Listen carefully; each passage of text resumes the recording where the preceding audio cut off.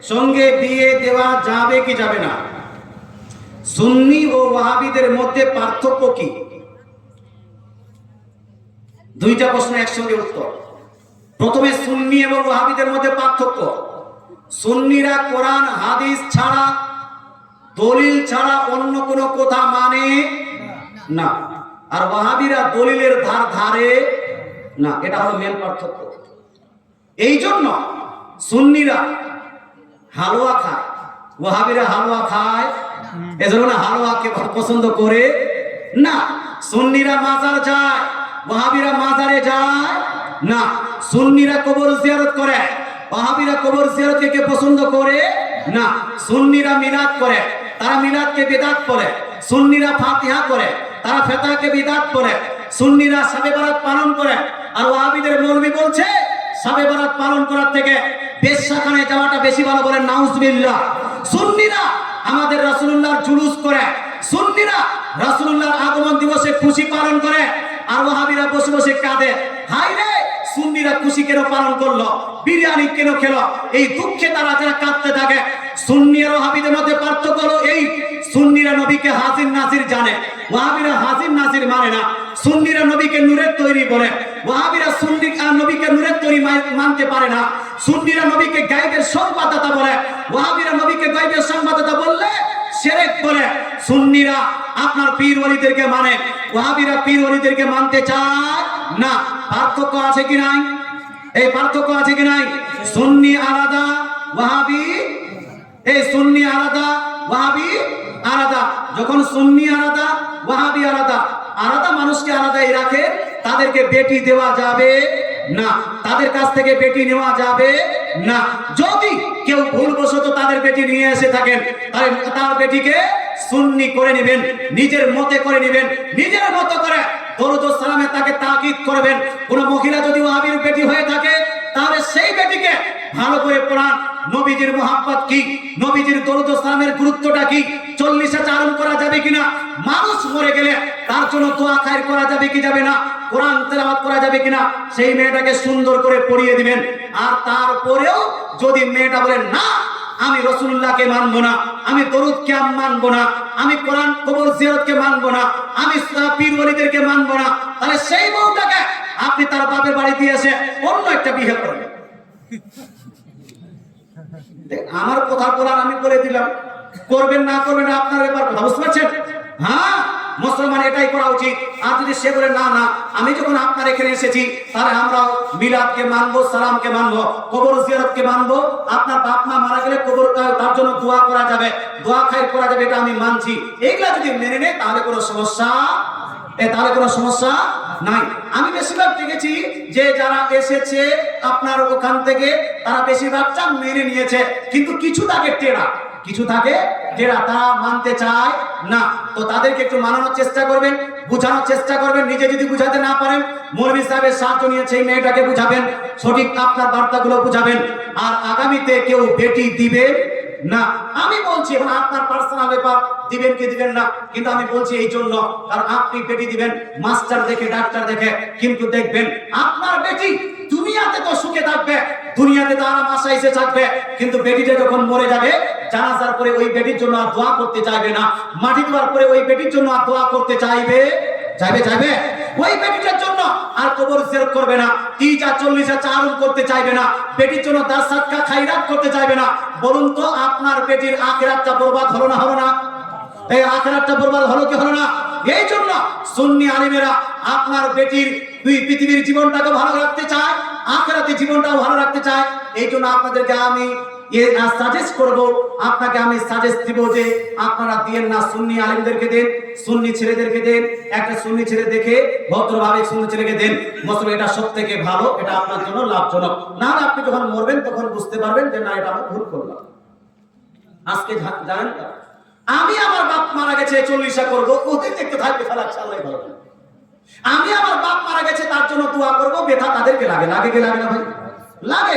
মুসলমান আপনাকে বলতে চাই, বাপ মা ইন্তেকাল করার পরে তার জন্য তিজা করা যায়, তার জন্য 40 করা যায়, তার জন্য চারণ করা যায়, তার জন্য কবর জিয়ারত করা যায়, তার জন্য ওই সাদকা খায়রাত করা হলো যায়।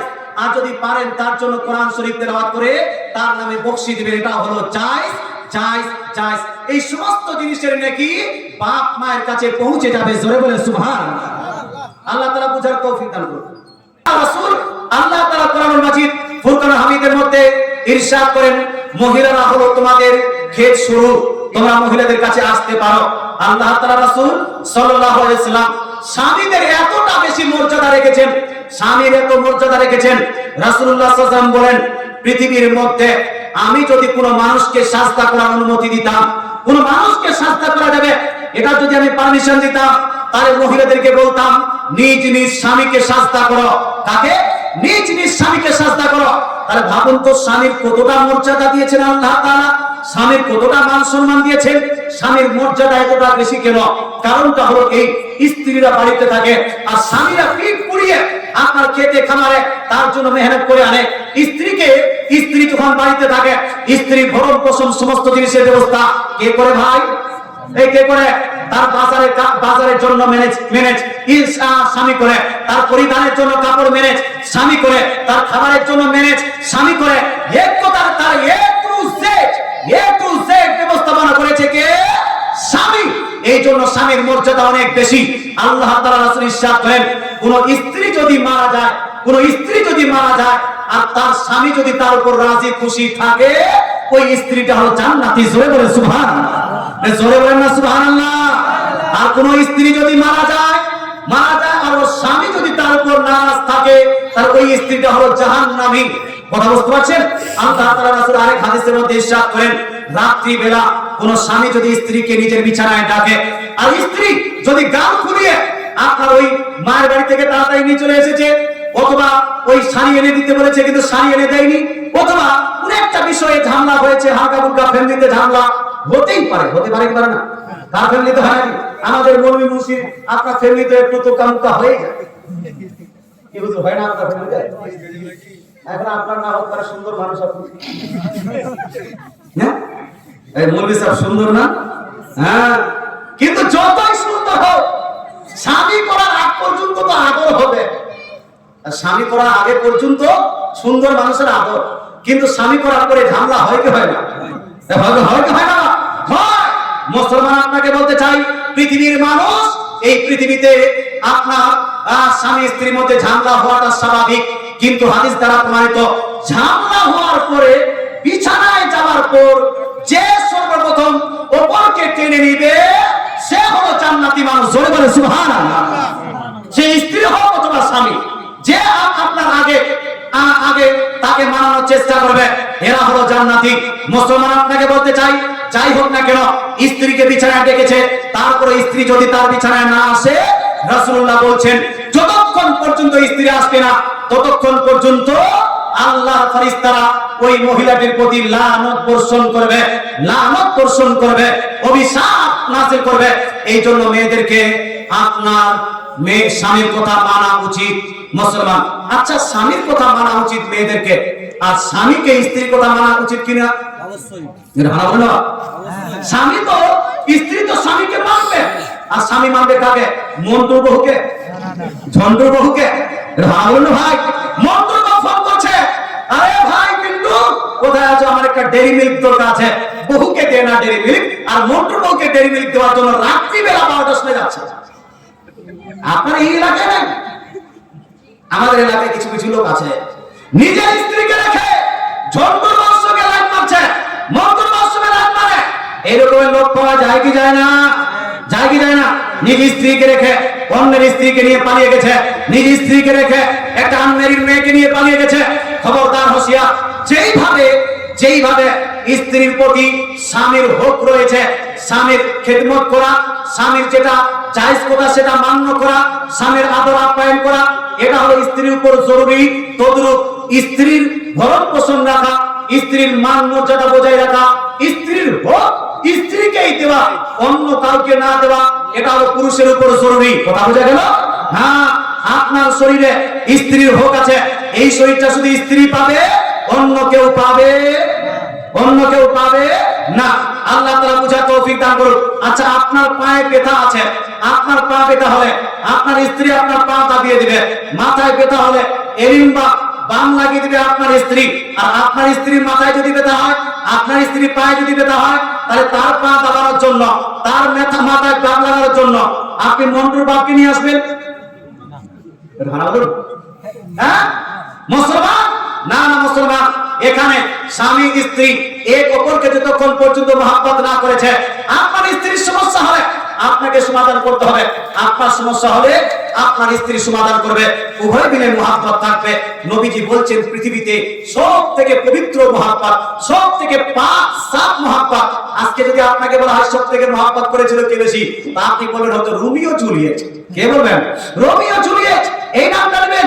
হয়তো যারা ফার্সি জানে তারা বলবে সিরি ফোরা, যারা আরবি জানে তারা বলবে লাইলা মজনু। সব থেকে উত্তম প্রেম, সব থেকে ভালো প্রেম, সব থেকে মজবুত প্রেম। কিন্তু রাসূলুল্লাহকে জিজ্ঞেস করেন, ইয়া রাসূল, পৃথিবীর মধ্যে সব থেকে ভালো প্রেম, সব থেকে মজবুত প্রেম, সব থেকে উত্তম প্রেম কোথায় পাওয়া যাবে? কোথায় আছে? রোমিও জুলিয়েটের মধ্যে, সিরি ফোরাতের মধ্যে, লাইলা মজনুর মধ্যে, না কোথায়? রাসূলুল্লাহ বলছেন পৃথিবীর মধ্যে সব থেকে উত্তম, সব থেকে লাভজনক, সব থেকে মজবুত প্রেম হলো স্বামী স্ত্রীর প্রেম। জোরে সুবহানাল্লাহ। জোরে বলেন না সুবহানাল্লাহ। কার প্রেম ভাই? স্বামী স্ত্রীর প্রেম। মুসলমান গার্লফ্রেন্ড বিয়ে করার আগে, আমি প্রেমিকার কথা বলছি একটু, আমি প্রেমিকাকে রাখতে বলছি না। বিয়ের আগে প্রেম করা নিষিদ্ধ, হারাম। যেই হিসেবে আপনাদের দেশে চলছে সেই হিসেবে কিন্তু দেখবেন বিয়ের আগে যার সঙ্গে প্রেম হচ্ছে ওই মেয়েটা যদি খারাপ হয়ে যায়, অন্য কোনো মেয়ে যদি বেশি ভালো লাগে, ওই মেয়েটাকে বাদ দিয়ে অন্য মেয়ের সঙ্গে চলে যায়, ওই মেয়েটাকে বিয়ে করতে চায় না। কিন্তু একটা মেয়েকে যখন মানুষ বিয়ে করে নেয়, সে যতই খারাপ হয়ে যাক না কেন, তার যখন বাচ্চা হয়েছে, শরীর খারাপ হয়ে গেছে, দেখতেও খারাপ হয়ে গেছে, কিন্তু ওই স্ত্রীকে ছেড়ে কিন্তু কেউ পালায় না। দুই একটা আছে কুলচ্ছনিয়া, দূরেরটা আছে লুচ্চা গুন্ডা, ব্যাপারটা আলাদা। কিন্তু 99% ওই স্ত্রীকেই মহব্বত করে। স্ত্রী ক্যান্সার হলে নিজের রক্ত আপনার বিক্রি করে হলো ওই স্ত্রীকে ঠিক করার চেষ্টা করে। স্ত্রী যদি অসুখ হয়, এখানে কেন মালদায় যদি প্রয়োজন হয় মালদায় নিয়ে যায়, মালদায় ঠিক না হলে কলকাতায় নিয়ে যায়, কলকাতায় ঠিক না হলে বেঙ্গালুরু নিয়ে যায়, দিল্লিতেও নিয়ে যায়। যায় কি যায় না ভাই? এটা কার টানে নিয়ে যাচ্ছে? এটা ওই প্রেমের টানে, যেই প্রেমের কথা রাসূলুল্লাহ বলেছিলেন, যেই মহব্বতের কথা রাসূলুল্লাহ বলেছেন, যেই ভালোবাসার কথা রাসূলুল্লাহ বলেছেন। এই জন্য নিজের স্ত্রীকে রেসপেক্ট করুন, সম্মান করুন। আর মেয়েদেরকে বলছি নিজের স্বামীকেও সম্মান করুন। এক অপরের মধ্যে যতটা মহব্বত থাকবে, সন্তান ততটাই ভালো এবং নেক চরিত্রের হবে। জোরে বলে সুবহানাল্লাহ। জোরে বলে সুবহানাল্লাহ। আল্লাহ তাআলা হয়তো উত্তরটা আমি দিয়েছি, আল্লাহ তাআলা আপনার হয়তো উত্তরটা বুঝতে পেরেছেন। আশা করি আপনার উত্তরটা হয়ে গেছে। একবার আসলে আমরা দরুদ শরীফ পড়ি। আল্লাহুম্মা